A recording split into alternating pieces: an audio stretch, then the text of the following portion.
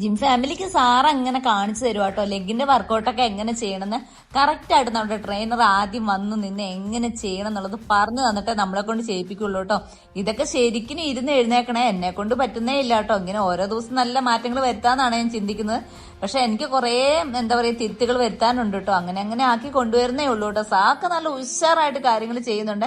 ഉണ്ണിക്കുട്ടനാണേലും അങ്ങനത്തെ ഒരു കുഴപ്പമില്ല കേട്ടോ. കാര്യങ്ങളൊക്കെ ചെയ്യാൻ വേണ്ടിയിട്ട് നല്ല ഉഷാറാണ്. പക്ഷെ എന്റെ കാര്യത്തിൽ കുറച്ചും കൂടെ സമയം വേണം കേട്ടോ. ഇതൊക്കെ ഒന്ന് റെഡി ആയിട്ട് വരാൻ വേണ്ടിയിട്ട് കുറച്ച് വെയിറ്റ് ഇടുമ്പോഴത്തേക്ക് ആകാൻ പറ്റാത്ത ഒരു സംഭവത്തിലാണ് ഉള്ളത്.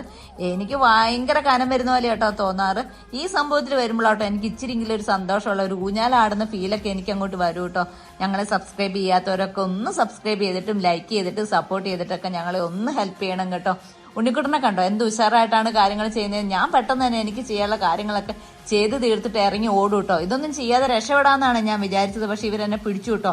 അങ്ങനെ ഞാനും ചെയ്യാൻ തുടങ്ങി. ഇതൊക്കെ വെറുതെ മിഷനിൽ മാത്രം ചെയ്തുകൊണ്ടിരുന്ന ഞാനിപ്പോ നല്ല രീതിയിൽ വെയിറ്റ് ഇട്ടിട്ട് ഇതൊക്കെ ചെയ്യാൻ വേണ്ടി തുടങ്ങി. പേര് പഠിച്ചു, കാര്യങ്ങളൊക്കെ ഉഷാറായി തുടങ്ങി കേട്ടോ.